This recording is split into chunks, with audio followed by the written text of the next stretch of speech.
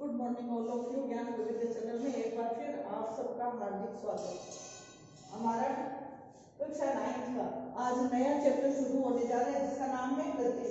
Lesson 8। ये जो part है ये फिजिक्स से रिलेटेड है, यानी भौतिक विज्ञान से संबंधित है। अब इसके बारे में हम थोड़ी सी सामान्य चर्चा कर लेते हैं। गति से क्या अभिप्राय है? गति का मतलब क्या है?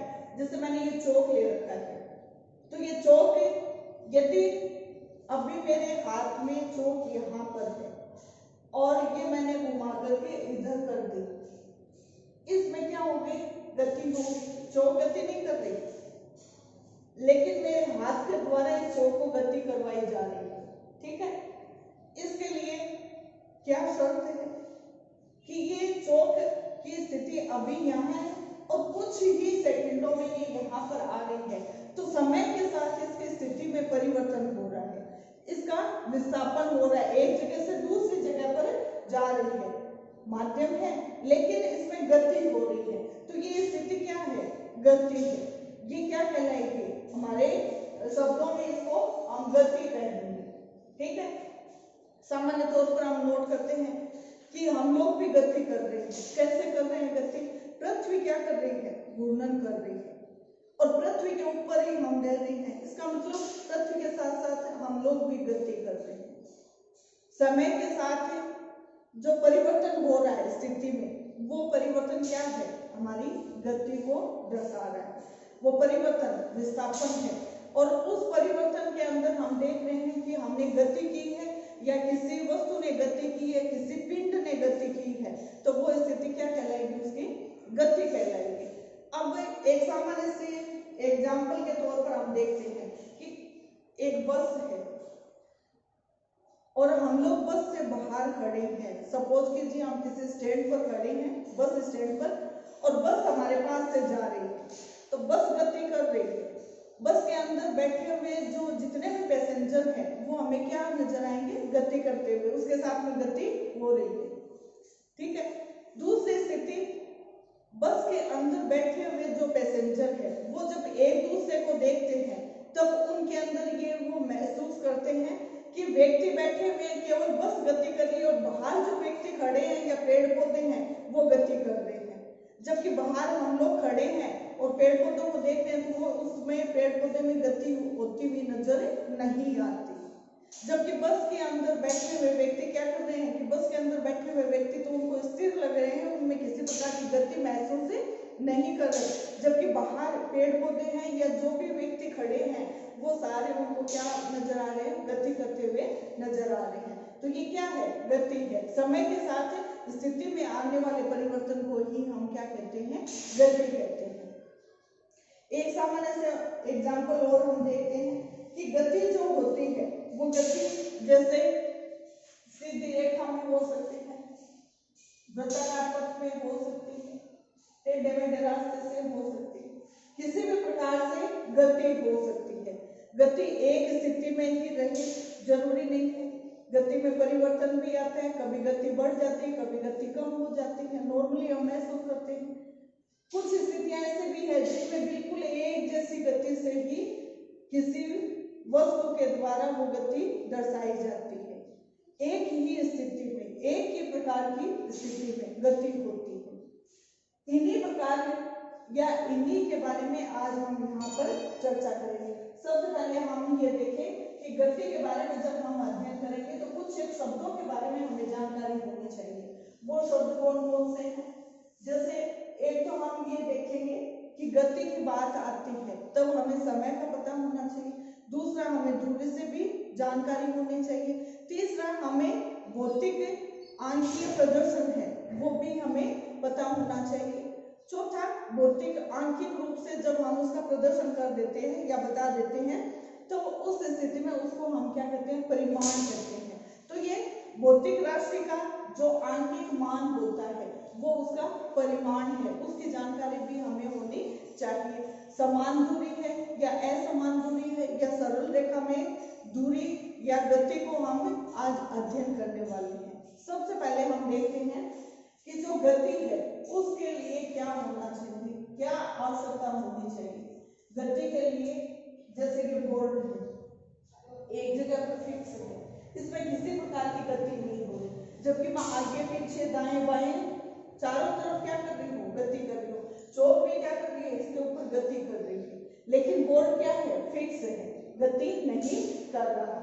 अब हमें गति का पता कैसे चलेगा, हमें दिशा का पता कैसे चलेगा, इसके लिए हम छोटे से एग्जाम्पल से देखते हैं कि हमारे विद्यालय है, वो विद्यालय के पास में बस स्टैंड है या दूरी पर है, कहीं पर भी है, कोई व्यक्ति बाहर से आता है और वो पूछता है कि सेठ श्री सूरजमल तापड़िया आचार्य संस्कृत महाविद्यालय कहाँ पर है, तो वो व्यक्ति बस स्टैंड पर पूछ रहा है दूसरे व्यक्ति से, दूसरा व्यक्ति उसको क्या जवाब देगा कि आप पूर्व की साइड में चले जाइए, यहाँ से लगभग 50 कदम आगे बढ़ेंगे तो आपको ये जगह आएगी, और उस जगह पर जब आप पहुंच जाओगे तो आप अपने राइट साइड में घूम जाना, तो वो महाविद्यालय आ जाएगा।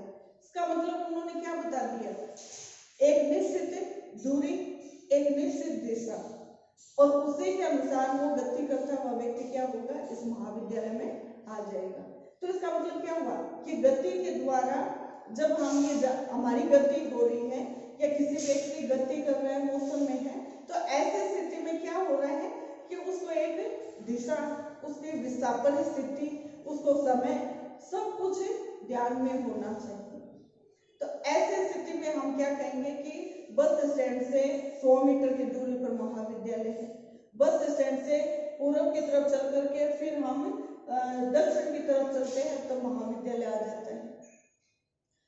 अगर हम किसी और जगह की बात करें, उस जगह से कह दिया जाए कि पश्चिम की तरफ जाइए, आप पश्चिम में वो महाविद्यालय है, कोई और जगह की बात करें वो कहेंगे उत्तर की तरफ चलिए, तो एक निश्चित डायरेक्शन है, एक निश्चित दिशा है, उस दिशा के अनुसार ही कोई व्यक्ति गति करता हुआ उस जगह पर, उस स्पेस पर पहुंचता है। तो वो जगह जो है जहां से निश्चित दूरी बताई जा रही है, जहां को वो स्थान एक पर्टिकुलर स्थान मान करके कि यहाँ से इस साइड में जाओगे तो वो महाविद्यालय है, तो वो क्या हो गया, उसका एक निर्देश बिंदु हो गया, एक मूल बिंदु हो गया, जहां से उसने गति करनी शुरू की है और दूरी जान करके वो उस जगह पर पहुंच जाता है। जैसे मैं कहूं कि इस बोर्ड से इस कैमरे की दूरी कितनी है, इस मोबाइल की दूरी कितनी है, तो वो एक निश्चित दूरी की लगभग 1.5 मीटर की दूरी है। तो ये क्या हो गया, ये बोर्ड क्या हो गया, हमारा एक निर्देश बिंदु हो गया, एक मूल बिंदु हो गया, और यहीं से बता के अब मैं कहूं कि इस मोबाइल जो लगा हुआ है वो इसके सामने है कि पीछे है, इसके दाएं है कि बाएं है, तो मैं कहूंगी इसके बिल्कुल सामने है, तो ये स्थिति बता रहा है, ये उसकी दिशा बता रहे हैं, कहां से, इस बोर्ड से, इस बोर्ड से दूरी भी बता दी, इस बोर्ड से दिशा भी बता दी। तो ये क्या हो गया, एक निर्देश बिंदु से इसकी निश्चित दूरी, एक निश्चित दिशा होगी। तो इस स्थिति में हम क्या कहेंगे, इसको गति होने का कारण। गति क्यों हो रही है, किस प्रकार से हो रही है, हमें उस जगह पर पहुंचना है, किससे, एक निर्देश बिंदु से, एक मूल बिंदु से हमें उस तक पहुंचना है। आप लोगों ने नोटिस किया होगा, बस वगैरह होती है या कोई भी गाड़ी होती है, उसमें एक मीटर लगा रहता है ना, और वो मीटर क्या बताता है, दूरी बताता है, उसके अंदर कितने किलोमीटर इस गाड़ी ने यात्रा कर ली है या गाड़ी ने दूरी तय कर ली है। तो वो जो मीटर लगा हुआ होता है उसको क्या कहते हैं, आप लोगों को पता है क्या, वो जो मीटर होता है जिसकी रीडिंग उसमें आती है, दूरी की रीडिंग आती है, उसको कहा जाता है ओडोमीटर, यानी गति को मापने वाला यंत्र, मापने वाला यंत्र क्या कहलाएगा, ओडोमीटर। ठीक है, ये क्या करता है, दूरी को मापता है कि कितनी दूरी है। जैसे ये जसवंतगढ़ है, जसवंतगढ़ से लाडनू की कितनी दूरी है, जसवंतगढ़ से सुजानगढ़ की कितनी दूरी है, तो वो क्या, किससे हम माप रहे हैं, इस ओडोमीटर से माप रहे हैं, जो उस गाड़ी के अंदर फिक्स है। अब हम बात करते हैं गति के प्रकार। तो गति जो है उसके कितने प्रकार हो सकते हैं या किस प्रकार की गति के बारे में हम अध्ययन करेंगे, जो आपके बुक में दिया हुआ है। तो इसके अंदर हम 3 प्रकार की गति के बारे में अध्ययन करेंगे। एक तो होगी सरल रेखीय गति, एक होगी एक समान गति और एक होगी असमान गति। ठीक है, एक तो है सरल रेखीय गति, दूसरी है एक समान गति और तीसरी है असमान गति। अब इसके अंदर हम देखते हैं, सबसे पहले हम इसको देखते हैं सरल रेखीय गति। सरल रेखीय गति क्या है? मैं इस बोर्ड पर लिख रही हूँ, कंटिन्यू लिख रही हूँ, यहाँ तक पहुंच रही, तो यहाँ से शुरू किया तो ये मेरा क्या हुआ? मूल बिंदु हुआ। किसके सापेक्ष हम देख रहे हैं? इस चौक की गति के सापेक्ष हम देख रहे हैं कि इसको हम सापेक्ष मान लिया, इसको मूल बिंदु मान लिया।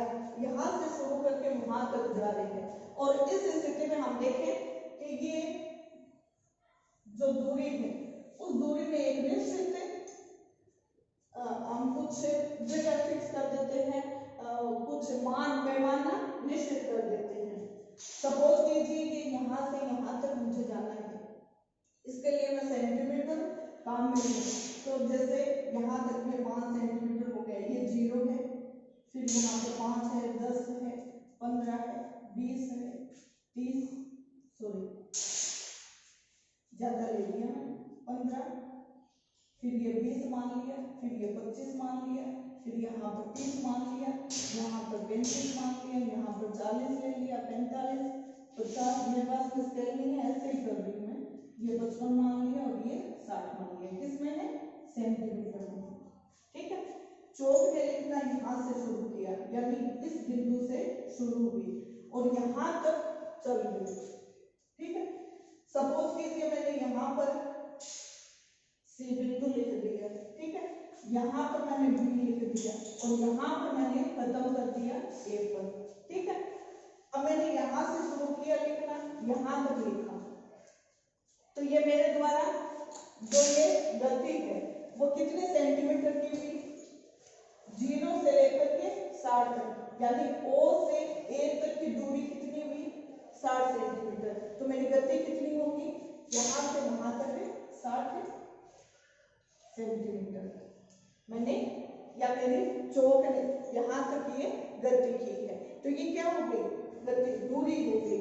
इस दूरी को कितने समय में मैंने पास किया, क्रॉस किया, वो क्या हो जाएगी? मेरी गति कहलाएगी, मेरे इस चौक की गति कहलाएगी, इसकी मोशन कहलाएगी। ठीक है, अब सपोज कीजिए ए से मुझे वापस यहाँ तक आना है। ठीक है, इस मूल बिंदु तक जहां से मैंने कार्य शुरू किया था, वापस मुझे इधर ही आना है। तो यहाँ से वहां तक गई 60 सेंटीमीटर था और वहां 60 सेंटीमीटर से यहाँ 0 पर आए, तो ये 60 और दूरी तय की मैंने। तो ऐसी स्थिति में अब दूरी कितनी हो गई? 60 प्लस 60। कैसे हुई? ओ से ए प्लस ए से ओ तक की दूरी कितनी हो गई? 60 प्लस 60। अब सपोज करो कि मुझे O से A तक की तो दूरी तय कर ली और वापस आते समय C पर मैं रुक गई। ठीक है, मेरा रुकना कहाँ हुआ? C के ऊपर हुआ। O से A प्लस मुझे टोटल दूरी देखनी है, कितनी दूरी मैंने देखी तय की। चौक से मैंने इतना लिखा, फिर यहाँ से शुरू करके यहाँ पर मैं रुक गई, सी बिंदु पर रुक गई। तो ये तो पूरी दूरी मैंने कवर कर ली और अब दूरी कितनी कवर कर रही हूँ? 25 सेंटीमीटर तक की। तो 25 सेंटीमीटर कहाँ से है? 60 से 25 सेंटीमीटर है। तो 60 से 25 को अगर मैं माइनस कर दूं कितना बचा? 35। तो 35 सेंटीमीटर, यानी ए से सी तक की दूरी, ओ से ए तक की कितनी है? 60 है। ए से सी तक की दूरी क्या होगी? 60 में से 25 को लेस कर दो तो कितना बचेगा? 35। ऐसे भी हम देख सकते हैं 5, 10, 15, 20, 25, 30 और 5 35। 5 5 का है तो 35। तो टोटल कितना हो गया मेरा? 95 सेंटीमीटर। यानी इस चौक के द्वारा जो लिखे जाने वाली दूरी है वो कितनी है? 95 सेंटीमीटर। तो ये क्या है? एक सरल रेखीय गति है। इसको मैं क्या कहूंगी?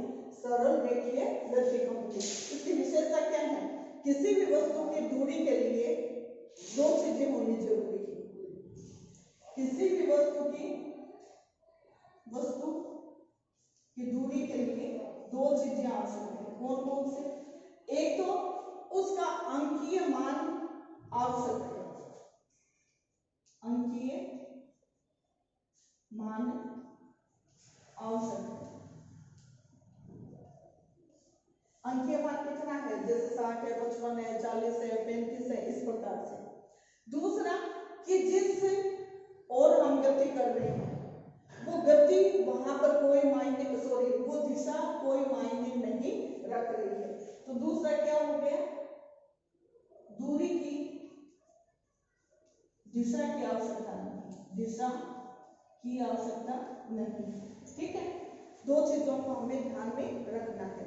एक और बात कि ये जब हम वस्तु की दूरी के बारे में बता रहे हैं या कितनी दूरी की तय की, वो क्या हो जाएगा? हमारा विस्थापन कहलाएगा। तो हमें क्या पता होना चाहिए? जैसे कि ये वस्तु की दूरी में दो बातें हो गई, बी विस्थापन। विस्थापन का हमें पता होना चाहिए। विस्थापन से क्या अभिप्राय है? विस्थापन से अभिप्राय है कि मूल बिंदु से जो निकटतम दूरी होगी, जहां तक वस्तु के द्वारा वो दूरी तय की जाएगी, वो उसका क्या कहलाएगा? विस्थापन कहलाएगा। जैसे मैं यहाँ पर हूँ और अब मैं यहाँ पर आ गई, तो मेरा यहाँ से यहाँ तक की जो दूरी है वो क्या हो जाएगी? विस्थापन हो जाएगी। सपोज कीजिए मैं और नजदीक आ गई, यानी उससे और आगे आ गई और वापस यहाँ आती हूँ, तो ये जो दूरी होगी वो क्या होगी? मेरा विस्थापन कहलाएगा। यहाँ पर हमने देखा कि चौक के द्वारा यहाँ से यहाँ तक दूरी तय की गई, फिर सी तक आई, तो ये क्या हो गया? अब वस्तु यानी लिखा हुआ कहाँ पर है? इतनी दूरी पर है, तो ये क्या हो गया? यहाँ से इसका विस्थापन, क्योंकि मूल बिंदु हम क्या ले रहे हैं? इसको ले रहे हैं। जहां से गति करना प्रारंभ किया था वो क्या है? उसका मूल बिंदु है, और उस मूल बिंदु से वो चौक का लिखा हुआ भाग कितना है? इतना है, तो ये क्या कहलाएगा? इसका विस्थापन कहलाएगा। जो इसमें अंतर आ रहा है, कौन सा अंतर? वस्तु की प्रारंभिक और अंतिम स्थिति के बीच में जो अंतर आता है, जो दूरी होती है, वो क्या कहलाती है? विस्थापन कहलाती है। वस्तु की, यहां पर लिख देती हूं मैं, वस्तु की प्रारंभिक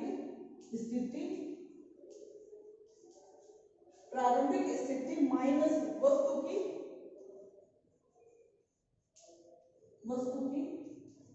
अंतिम स्थिति,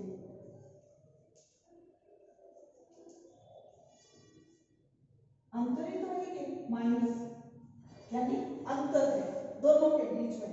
जैसे ए सी पर है, प्रारंभिक वस्तु की प्रारंभिक स्थिति कहाँ थी? ए, और अब स्थिति कहाँ है? सी। तो इन दोनों के बीच में जो अंतर आ रहा है, अर्थात ये कितना है? 25 सेंटीमीटर का। तो 25 सेंटीमीटर क्या हो गया इसका? 25 सेंटीमीटर इसका विस्थापन है। ठीक है, तो ये मान क्या कहलाएगा? इसका विस्थापन कहलाएगा। और ये विस्थापन क्या बताएगा? कि वस्तु ने कुछ गति की है, वस्तु ने कुछ दूरी तय की है। ठीक है, तो ऐसी स्थिति में हम विस्थापन और दूरी को काउंट कर सकते हैं, बता सकते हैं। अब सपोज कीजिए एक स्थिति, तो ये देखिए दूसरी स्थिति बस विस्थापन से संबंधित हमने कि ओ से प्रारंभ की, ए तक गई और वापस ए से ओ तक आ गई। चौक से लिखना यहाँ तक शुरू किया, यहाँ पर किया और फिर वापस इधर से लिखती हुई मैं यहाँ ले आई चौक को। तो ऐसी स्थिति में यहाँ पर आ गई, तो अब विस्थापन कितना है? मैंने लिखना शुरू किया था और वहां तक जाने के बाद वापस जहां से लिखना शुरू किया था वहीं पर आ गई, तो इसका मतलब क्या हो गया? विस्थापन क्या है मेरा? 0 है। 0 कैसे है? यहाँ से वहां तक की दूरी कितनी है? 60 सेंटीमीटर, यानी ओ ए बराबर है 60 सेंटीमीटर, और ए से वापस ओ तक आने में दूरी कितनी है? 60 सेंटीमीटर। तो अंतर कितना आया? 60 में से 60 कर दो, 60 माइनस 60, तो कितना आया? 0।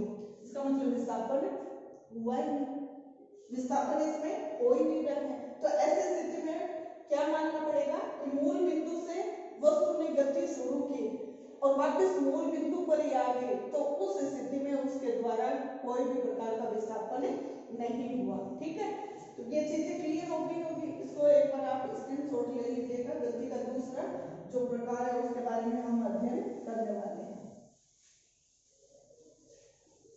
दूसरा जो है प्रकार वो क्या कहता है, एक समान गति। एक समान गति से क्या अभिप्राय है, थोड़ा सा ये चौक ज्यादा आ गई है, इस वजह से ये थोड़ा साफ है, नहीं दिख रहा है,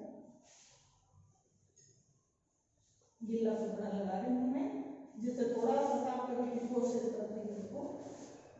हाँ, तो दूसरा हमारा प्रकार क्या है, एक समान गति। एक समान गति से क्या अभिप्राय है कि एक जैसी गति। एक जैसी गति कैसे, जैसे कोई भी वस्तु है 5 मिनट में, सपोज कीजिए यहां से यहां तक की हम बात करें, ये हमारा लगभग 30 सेंटीमीटर मानती हूँ मैं इसको, सपोज कीजिए 30 सेंटीमीटर है और 30 ही अंक दे देती हूँ, 20 और 30, ठीक है, 30 सेंटीमीटर और 10 से 20 सेंटीमीटर के बीच में इस चोट के द्वारा, या हम और गाड़ी का कोई एग्जाम्पल ले लेंगे जिससे कि आप लोग थोड़ा सा इजीली उसको समझ सको। 10 से 20 5 सेकेंड और 20 से 30 भी 5 सेकेंड और आगे भी 10-10 का अगर हम लेवें तो वो 5 सेकेंड। सपोज कीजिए एक गाड़ी है, वो गाड़ी गति करना शुरू करती है, यानी गाड़ी को स्टार्ट कर लिया और गाड़ी को स्टार्ट करने के बाद में ये देखा गया कि ये अब गाड़ी की बात चल रही है तो हम सेंटीमीटर में नहीं लेंगे, किलोमीटर में लेंगे, मीटर या किलोमीटर, ठीक है, किलोमीटर ले रहे हैं हम लोग, किलोमीटर। कोई भी गाड़ी 0 से शुरू हो रही है, यहां से स्टार्ट की और 10 किलोमीटर की दूरी अब 5 सेकेंड नहीं लेकर के 5 मिनट में, 10 से 20 किलोमीटर पर जाती है, यानी वो अंतर कितना है, 10 का अंतर है, तो अनुत्तर 10 किलोमीटर पर जब वो जाएगी, दूसरे 10 किलोमीटर की दूरी तय करेगी, उसमें भी उसने 5 मिनट लिए। फिर अगले 10 किलोमीटर पर जाएगी, फिर उसने 5 मिनट लिए, फिर अगले 10 पर गई, फिर उसने 5 मिनट लिए। कहने का मतलब कि जब ये कोई वस्तु गति कर रही है, एक निश्चित दूरी को तय करने के लिए एक निश्चित समय ले रही है, एक समान दूरी एक समान समय में तय करती है, तो ऐसी स्थिति में हम क्या कहेंगे उसको, एक समान गति। एक समान गति से क्या अभिप्राय हुआ, एक समान दूरी को समान समय से पूरा करना।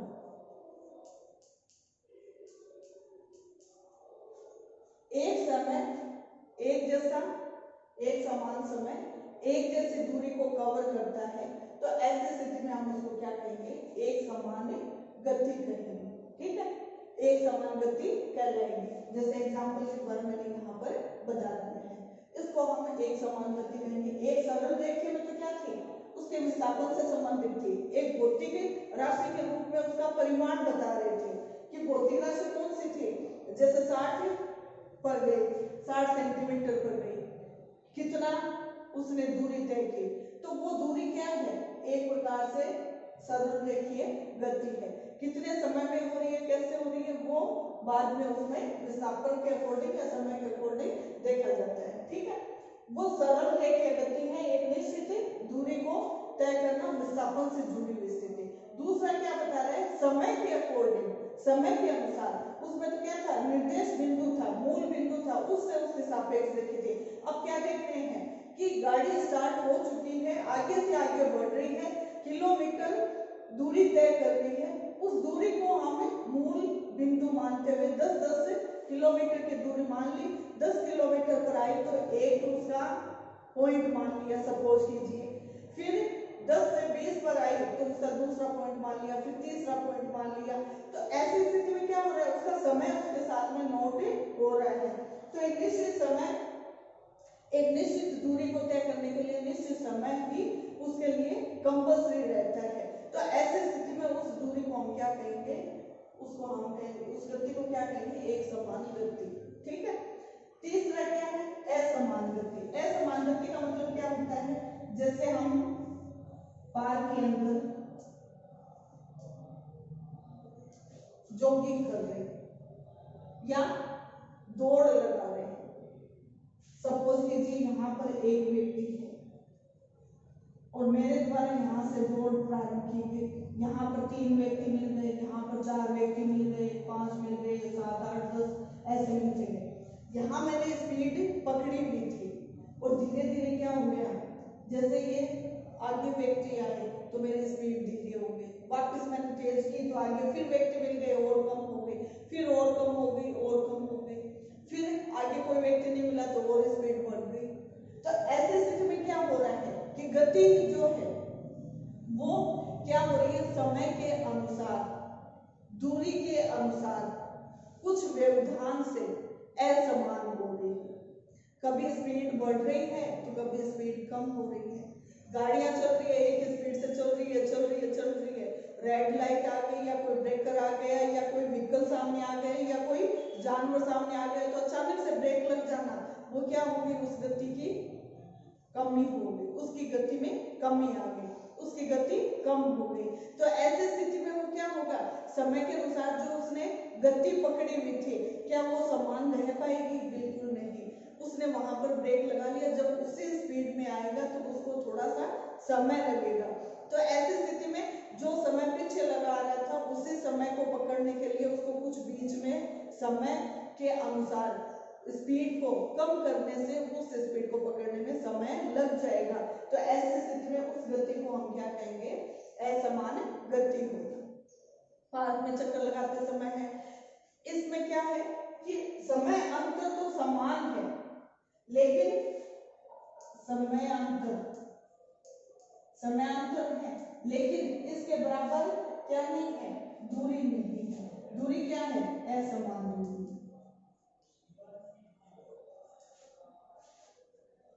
50 किलोमीटर की दूरी 40 मिनट में पूरी कर ली।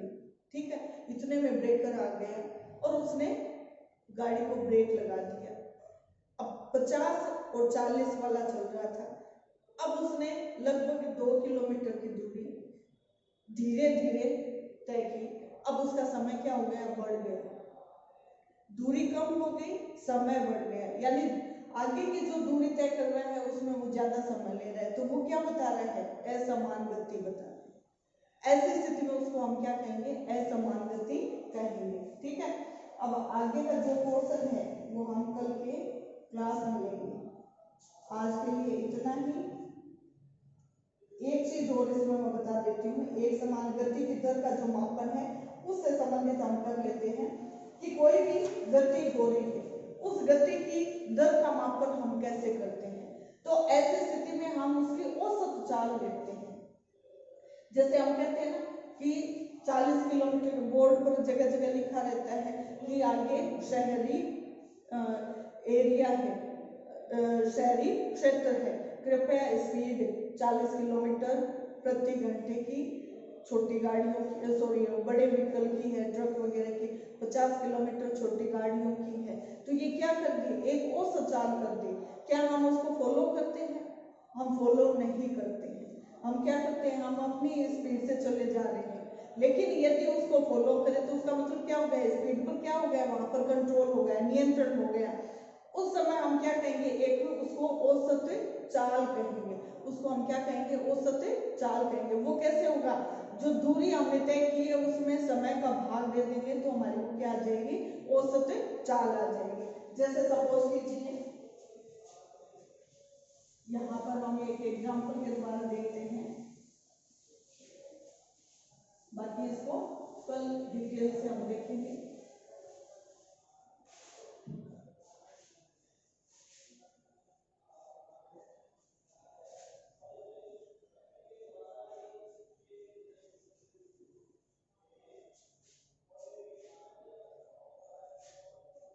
क्या है हमारा टॉपिक, गति की दर का मापन।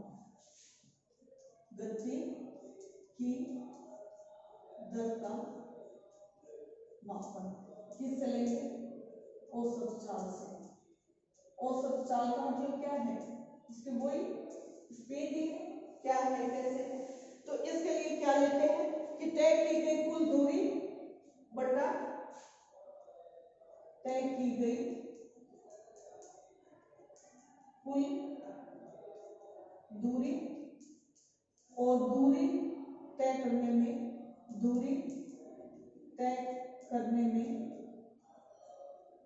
लगा समय से भाग दे देंगे तो वो क्या आ जाएगी? हमारी औसत चाल आ जाएगी। ठीक है। कोई भी वस्तु है ए से बी तक चली, और इन दोनों के बीच की जो दूरी है वो सपोज कीजिए 20 किलोमीटर। ठीक है। बी से सी तक की जो दूरी है वो मान लिया 30 किलोमीटर। बी से सी तक, ए से बी तक 20 किलोमीटर की दूरी है, उसको तय करने के अंदर मान लिया 30 मिनट लगे। ठीक है। और बी से सी तक की दूरी को तय करने के लिए समय जो है वो 20 मिनट लगे। सपोज कीजिए ऐसी स्थिति में हम क्या कर रहे हैं? तय की गई कुल दूरी तय कितनी है? 20 प्लस ए से सी तक की दूरी, तो वो कितनी है? 20 प्लस 30 बटा दूरी तय करने में लगा समय कितना है? ए से सी तक का समय कितना है? 30 प्लस 20, 30 प्लस 20 कितना आया? 50 बटे 50 कितना आ गया? 1 क्या आ गया? दूरी को हम किस में ले रहे हैं? किलोमीटर में ले रहे हैं। 1 किलोमीटर प्रति घंटे में लेंगे, घंटे में ले या मिनट में ले या सेकंड में ले।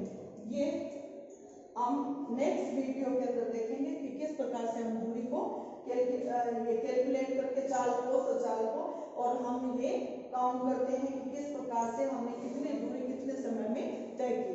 आज के लिए इतना ही। Thank you.